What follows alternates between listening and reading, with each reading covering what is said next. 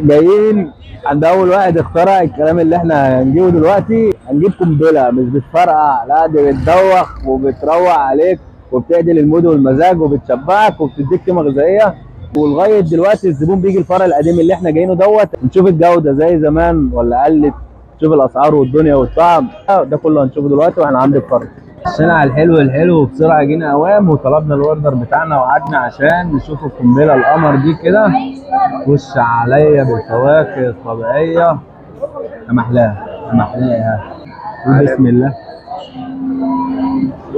الفرع ده الاساس، ده العمود بتاع الفروع كلها، ده الاساس. ده وعشان هنا المحل مشهور وفي ناس مشهوره بتيجي وفي ناس بتيجي من اخر الدنيا. الفرع ده مخصوص عشان تقعد القعده اللي احنا قاعدين عليها. انا بصراحه نازله مظبوطه زي ما قالت كده. شويه المانجا اللي عليها تقيله، شويه الفراوله طعمهم حلوين. ده كله اللي بيميز الكرنك.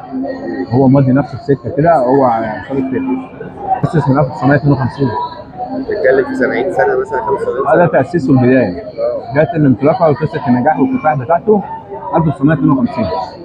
ساب بصمه وعلامه وجوده وتميز. الناس كلها بتتكلم عن القنبله، ابتدت الناس تعرف ايه القنبله ديت وتعملها. كله قلدها تقريبا بعد. في ناس كتير قوي عملتها بس مش عارفين يوصلوا للمرحله دي.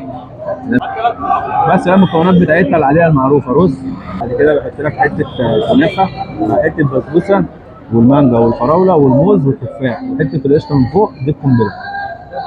بصراحه ما بتعجبنيش في حاجه واحده بس، قطعه البسبوسه.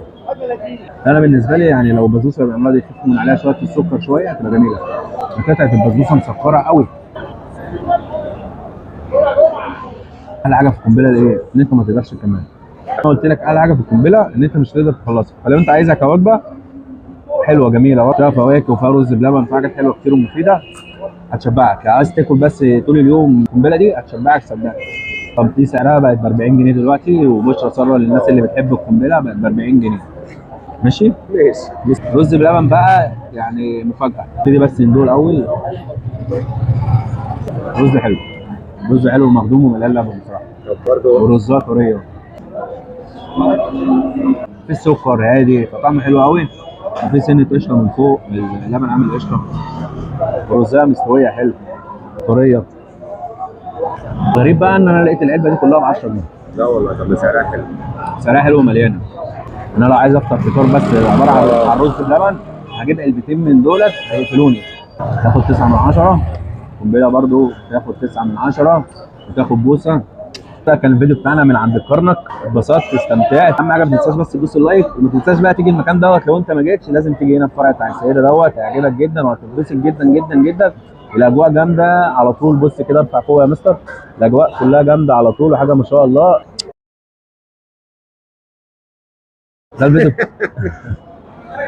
يا عم ما تضحكنيش بقى. اسمك ايه؟ احلى عمر. الرز لو طلع وحش هرجعه. يلا بينا. يلا احنا عند ماشي ماشي. يلا يلا ما شغال. شيل على شنب. ولا اهم حاجه شنب النجعاوي. ما فيهوش حاجه. شنب النجعاوي مظبوط. ماشي. الصبح عايز افطر. افطر 2 رز بلبن ب 20 جنيه احسن ما اجيب ب 20 جنيه فول وطعميه يهلكوا صدري. والزيت اللي العربيات اللي هم بيحطوه دلوقتي ما بقاش يحرك المواتير بتاعتنا بصراحه. اه والله. ناقصين بس ينزلوا بقسماطتين وحتتين جاتوه. ده احنا كده قاعدين في فرح رسمي